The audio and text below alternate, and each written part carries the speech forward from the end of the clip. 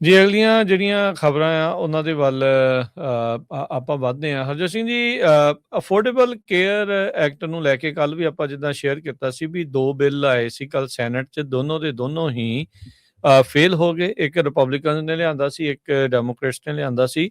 ਹੁਣ ਰੌਲਾ ਇਹ ਬਣਿਆ ਪਿਆ ਆ ਵੀ ਦਿਨ ਰਹਿ ਗਏ ਆ ਥੋੜ੍ਹੇ, ਇਹ ਸਾਲ ਖ਼ਤਮ ਹੋਣ ਵਾਲਾ ਆ। ਜਨਵਰੀ ਦੇ ਵਿੱਚ ਨਵੇਂ ਪ੍ਰੀਮੀਅਮਸ ਲੋਕਾਂ ਨੂੰ ਆਉਣੇ ਸ਼ੁਰੂ ਹੋ ਜਾਣੇ ਆ ਜਾਂ ਆਉਣੇ ਸ਼ੁਰੂ ਹੋ ਚੁੱਕੇ ਨੇ। ਸਬਸਿਡੀਜ਼ ਜੇ ਇਸ ਦੇ ਵਿੱਚ ਨਹੀਂ ਹੋਣਗੀਆਂ ਤਾਂ ਲੋਕਾਂ ਨੂੰ ਬੜੀ ਇਸ ਟਾਈਮ ਫਿਕਰਮੰਦੀ 'ਚ ਪਏ ਆ ਵੀ ਇੰਸ਼ੋਰੈਂਸ ਕਰਵਾਈਏ ਨਾ ਕਰਾਈਏ, ਕਿਵੇਂ ਜਿਹੜੇ ਇਸ ਦੇ ਵਿੱਚ ਹੋ ਰਿਹਾ ਆ। ਸੋ ਕਾਫੀ ਇਸ ਟਾਈਮ ਇਸ ਨੂੰ ਲੈ ਕੇ ਲੋਕ ਸ਼ਸ਼ੋਪੰਚ ਪਏ ਨੇ। ਸੋ ਹਰਜੋਤ ਸਿੰਘ ਜੀ, ਕੀ ਚੱਲ ਰਿਹਾ ਹੈਗਾ ਇਸ ਦੇ ਬਾਬਤ?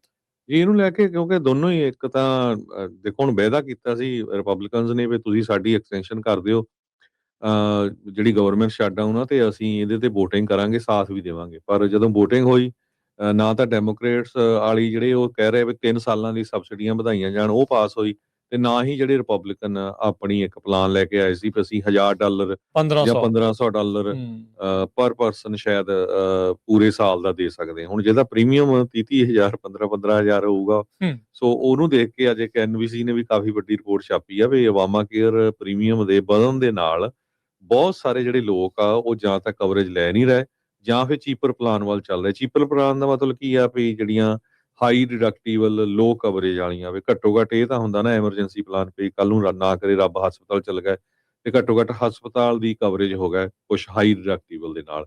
ਕਿਉਂਕਿ ਜੇ ਕੁਛ ਵੀ ਨਹੀਂ ਤੁਹਾਡੀ ਕਵਰੇਜ ਫੇਰ ਤਾਂ ਤੁਹਾਨੂੰ ਪਤਾ ਹੀ ਆ ਵੀ ਆਪਾਂ ਬਹੁਤ ਵਾਰ ਦੱਸ ਚੁੱਕੇ ਹਾਂ ਵੀ ਅਮਰੀਕਾ ਦੇ ਵਿੱਚ ਨੰਬਰ 1 ਬੈਂਕਰਪਸੀ ਦਾ ਕਾਰਨ ਹੈਲਥ ਕੇਅਰ ਇੰਸ਼ੋਰੈਂਸ ਦਾ ਨਾ ਹੋਣਾ ਹੈਗਾ, ਕਿਉਂਕਿ ਇੱਕ ਦਿਨ ਦਾ ਬਿੱਲ ਕਈ ਵਾਰੀ $20,000 ਆ ਜਾਂਦਾ ਹੈਗਾ। ਬਹੁਤ ਸਾਰੇ ਜਿਹੜੇ ਸਟੇਟ ਹੈਲਥ ਆਫੀਸ਼ੀਅਲਸ ਹੈਗੇ ਆ ਨਿਊਯਾਰਕ ਦੇ ਵਿੱਚ, ਪੈਂਸਿਲਵੇਨੀਆ, ਆਇਡਾਹੋ, ਕੋਲੋਰਾਡੋ, ਕੈਲੀਫੋਰਨੀਆ, ਉਹਨਾਂ ਨੇ ਇਹ ਕਿਹਾ ਹੈ ਵੀ ਜਦੋਂ ਦੀ ACA ਓਪਨ ਐਨਰੋਲਮੈਂਟ ਸ਼ੁਰੂ ਹੋਈ ਹੈਗੀ ਆ, ਨਵੰਬਰ 1 ਨੂੰ ਹੋਈ ਸੀ, ਤੇ ਕੁਛ ਲੱਗ ਰਿਹਾ ਵੀ ਲੋਕ ਜਿਹੜੇ ਘਬਰਾਏ ਹੋਏ ਹੈਗੇ ਆ, ਕਿਉਂ ਕਈਆਂ ਦੇ ਜਿਹੜੇ ਪ੍ਰੀਮੀਅਮ ਆ 2 ਫੋਲਡ 3 ਫੋਲਡ ਤੱਕ ਵੀ ਜਿਹੜੇ ਆ ਉਹ ਵੱਧ ਗਏ ਹੈਗੇ ਆ। ਹਾਂਜੀ ਸੋ ਹਜੇ ਇੰਨਾ ਜਲਦੀ ਤਾਂ ਨਹੀਂ ਪੂਰਾ ਦੱਸਣ ਨੂੰ ਵੀ ਕੀ ਪੂਰੇ ਜਿਹੜੇ ਰਿਜ਼ਲਟਸ ਆਣਗੇ, ਕਿੱਦਾਂ ਕਿੰਨੇ ਕੁ ਲੋਕਾਂ ਨੇ ਕੈਂਸਲ ਕਰਾਈ ਆ, ਕਿੰਨਿਆਂ ਕੁ ਨੇ ਪਲਾਨ ਚੇਂਜ ਕਰਾਈਆਂ, ਕਿੰਨਿਆਂ ਕੁ ਨੇ ਜਿਹੜੀ ਹੈਗੀ ਆ ਉਹ ਕਿਹਾ ਵੀ ਇੰਸ਼ੋਰੈਂਸ ਆਪਾਂ ਵੇਟ ਐਂਡ ਵਾਚ ਕਰ ਰਹੇ ਹੈਗੇ ਆ। ਕਹਿੰਦੇ ਵੀ hundreds of dollars extra every month ਜਿਹੜੇ ਆ ਪ੍ਰੀਮੀਅਮ ਵੱਧ ਰਹੇ ਹੈਗੇ ਆ। ਸੋ ਜਿਹਨੇ ਸਾਡੇ ਸਰੋਤੇ ਵੀ ਹੈਗੇ ਆ ਕੈਲੀਫੋਰਨੀਆ ਦੇ ਵਿੱਚ ਜਾਂ ਹੋਰ ਸਟੇਟਾਂ ਦੇ ਵਿੱਚ ਵੀ, ਪਲੀਜ਼ ਮੇਕ ਸ਼ੋਰ ਕਰ ਲਓ ਜਿਨ੍ਹਾਂ ਦੀ ਓਬਾਮਾ ਕੇਅਰ, ਕਿਉਂਕਿ ਹਰ ਸਟੇਟ 'ਚ ਹੈਲਥ ਇੰਸ਼ੋਰੈਂਸ ਦਾ ਡਿਫਰੈਂਟ ਨਾਂ ਆ।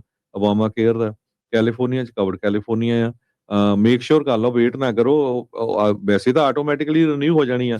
ਕਈਆਂ ਦੀ ਜੌਬ, ਕਿਸੇ ਦੀ ਇਨਕਮ ਘਟ ਗਈ, ਵੱਧ ਗਈ, ਫੈਮਿਲੀ ਸਾਈਜ਼, ਕਿਸੇ ਦਾ ਬੱਚਾ ਵਿਆਹ ਹੋ ਗਿਆ, ਕਿਸੇ ਦੇ ਬੱਚਾ ਐਡ ਹੋ ਗਿਆ, ਸੋ ਬਹੁਤ ਕੁਛ ਚੇਂਜਸ ਹੁੰਦੀਆਂ। ਸੋ ਆਪਣੇ ਇੰਸ਼ੋਰੈਂਸ ਏਜੰਟ ਨੂੰ ਵੀ ਕਾਲ ਕਰਕੇ ਕਨਫਰਮ ਕਰ ਲਓ। ਨਹੀਂ ਤਾਂ ਤੁਸੀਂ ਖਾਲਸਾ ਇੰਸ਼ੋਰੈਂਸ ਏਜੰਸੀ ਵੀ ਕਾਲ ਕਰ ਸਕਦੇ ਆ। ਅਸੀਂ 1992 ਤੋਂ ਇੰਸ਼ੋਰੈਂਸ ਬਿਜ਼ਨਸ ਦੇ ਵਿੱਚ ਹੈਗੇ ਆ ਤੇ 2014 ਤੋਂ ਹੀ, ਜਦੋਂ ਤੋਂ ਓਬਾਮਾ ਕੇਅਰ ਸ਼ੁਰੂ ਹੋਈ ਆ, ਤਦ ਤੋਂ ਹੀ ਆਪਾਂ ਹਜ਼ਾਰਾਂ ਦੀ ਗਿਣਤੀ ਦੇ ਵਿੱਚ ਲੋਕਾਂ ਦੀ ਹੈਲਪ ਕੀਤੀ ਹੈਗੀ ਆ।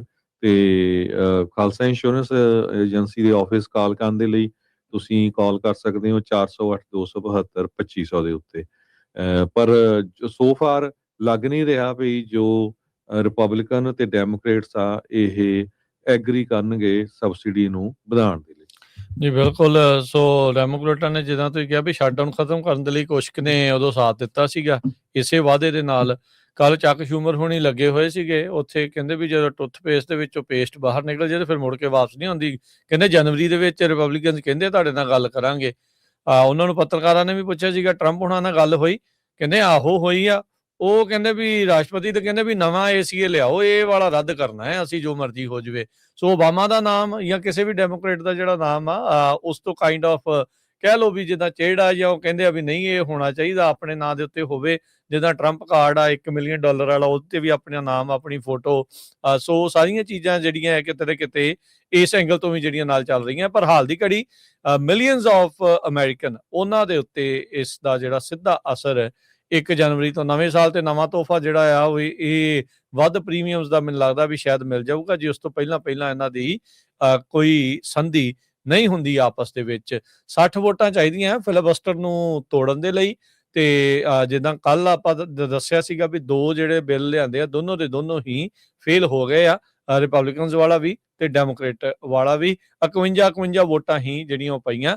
ਜੇ ਸਿੰਪਲ ਮੈਜੋਰਟੀ ਹੁੰਦੀ ਤਾਂ ਸਰ ਸਕਦਾ ਸੀਗਾ, ਪਰ ਉਹ ਹੈ ਨਹੀਂ ਆ। ਫਿਲਾਬਸਟਰ ਦੇ ਲਈ 60 ਵੋਟਾਂ ਜਿਹੜੀਆਂ ਚਾਹੀਦੀਆਂ ਉਹ ਹਾਲ ਦੀ ਘੜੀ ਕਿਸੇ ਦੇ ਕੋਲ ਵੀ ਮੌਜੂਦ ਨਹੀਂ ਆ।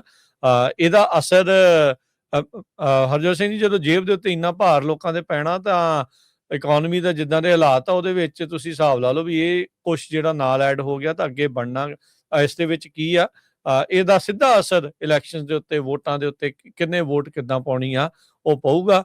ਆਲਰੇਡੀ ਆਪਾਂ ਦੇਖ ਰਹੇ ਹਾਂ ਵੀ ਲਟੀਨੋ ਵੋਟਰ ਦੇ ਵਿੱਚ ਰਿਪਬਲਿਕਨ ਪਾਰਟੀ ਵਾਲੇ, ਇਨਫੈਕਟ ਰਾਸ਼ਟਰਪਤੀ ਟਰੰਪ ਉਹਨਾਂ ਦੀ ਅਪਰੂਵਲ ਰੇਟਿੰਗ -38 ਤੇ ਜਾ ਰਹੀ ਆ। ਸੋ ਜਿਨ੍ਹਾਂ ਨੇ ਹੁੱਬ ਕੇ ਕਾਫੀ ਵੋਟਾਂ ਜਿਹੜੀਆਂ ਉਹਨਾਂ ਦੀਆਂ ਪਾਈਆਂ ਸੀ ਉਹ ਵੀ ਉਲਟ ਹੋਇਆ। ਇੱਥੋਂ ਤੱਕ ਕਿ ਮੈਨੂੰ ਲੱਗਦਾ ਆਪਣੀ ਕਮਿਊਨਿਟੀ ਦੇ ਵਿੱਚ ਵੀ ਥੋੜਾ ਬਹੁਤਾ ਫਰਕ ਜਿਹੜਾ ਉਹ ਜ਼ਰੂਰ ਪਿਆ ਹੋਣਾ ਆ। ਸੋ ਉਹ ਵੀ ਸਾਰੀਆਂ ਚੀਜ਼ਾਂ ਜਿਹੜੀਆਂ ਲੋਕਾਂ ਦੇ ਜਿੱਦਾਂ ਜਿੱਦਾਂ ਅਸਰ ਪੈਂਦੇ ਨੇ, ਜਿਹੜੇ ਹਾਲਾਤ ਆ, ਚਾਹੇ ਉਹ ਇਮੀਗ੍ਰੇਸ਼ਨ ਦਾ, ਚਾਹੇ ਉਹ ਇਕਨੋਮਿਕਲੀ ਆ, ਉਹਨਾਂ ਦੇ ਕਰਕੇ ਉਹਨਾਂ ਦੇ ਨਜ਼ਰੀਏ ਜਿਹੜੇ ਆ ਉਹ ਬਦਲਦੇ ਜਾਂਦੇ ਹੈਗੇ।